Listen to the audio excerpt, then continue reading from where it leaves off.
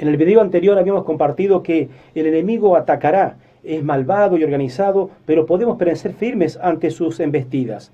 Todas las falsas doctrinas citan la Biblia para apoyar esas falsas doctrinas, valga la redundancia, pero fuera de contexto y solo como excusa. Este es el caso con los pasajes utilizados hoy en día para enseñar que debemos atar a los demonios. Hoy se escucha en muchísimas partes los gritos: atemos a Satanás en el nombre de Jesús. ¿Es bíblica esta doctrina? ¿O son solo enseñanzas y doctrinas de hombres? Atar y desatar. Hoy se enseña en muchos lugares que se debe hacer esto. Una de las enseñanzas falsas más prominentes es que los creyentes debemos atar los demonios. Y se basa en este versículo. Mire, Mateo 12, versículos 28 y 29. Pero si yo por el Espíritu de Dios echo fuera los demonios, ciertamente ha llegado a vosotros el reino de Dios. Porque ¿cómo puede alguno entrar en la casa del hombre fuerte y saquear sus bienes si primero no le ata? Y entonces podrá saquear sus casas. Muchos, ¿no es cierto?, interpretan esto, que equivocadamente han deducido que Jesús nos enseña a atar a Satanás para poder vencerle. El problema es que en este versículo Jesús cuenta una parábola y una ilustración para mostrar de que sí, que Él sacaba a los demonios. ¿Por qué? Porque Él era más fuerte, porque Él es el Hijo de Dios, porque es el Señor, el enemigo, más fuerte que cualquier cosa, que cualquier poder. Por lo tanto, Él siendo el Mesías que traía el reino de Dios. Este pasaje, mis queridos amigos, no es una enseñanza para sacar demonios, ni un manual de guerra espiritual. Note que Jesús no estaba dando una enseñanza a los discípulos. La audiencia de Cristo, ¿no es cierto?, eran los críticos fariseos. Note que Jesús en ningún pasaje de los evangelios echó fuera a algún demonio atándole. Este pasaje no enseña que debemos atar a Satanás. Es una simple ilustración de que Él era más fuerte que Satanás, pues lo había sometido, atado, pero el Señor a Satanás. Note que Marcos 3, versículo 22 al 25, nos clarifica que Jesús estaba dando una ilustración o parábola por los escribas que habían venido, ¿no es cierto?, de Jerusalén. Decía que tenía Satanás y que por el príncipe de los demonios echaba fuera a los demonios. Y habiéndole llamado les decía en parábola: ¿cómo puede Satanás echar fuera a Satanás? Si un reino está dividido contra sí mismo, tal reino no puede permanecer. Ninguno puede entrar en la casa de un hombre fuerte y saquear sus bienes si antes no le ata, y entonces podrá saquear su casa. Una parábola es una ilustración, una historia que contiene una enseñanza. Atar al hombre fuerte es una parábola para ilustrar la superioridad de Cristo y la llegada de su reino. No es un manual de guerra espiritual.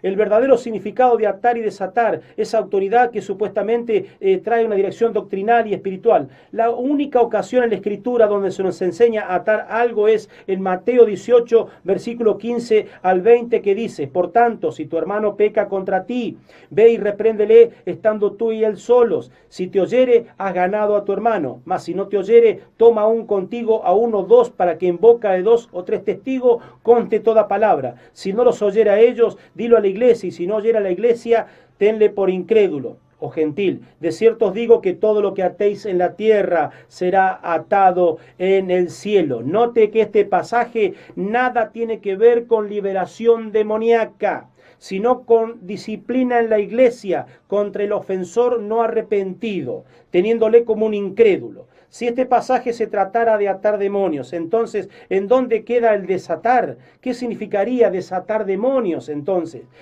Era un término de los maestros de la ley judíos, los rabinos, que significaba que cuando algo era atado era prohibido, cuando era desatado era permitido. El contexto del pasaje de Jesús es la disciplina en la iglesia sobre alguien que ha ofendido a un hermano y no quiere pedir perdón. Así se prohíbe que se le trate como creyente, pues su conducta muestra que se comporta como los incrédulos.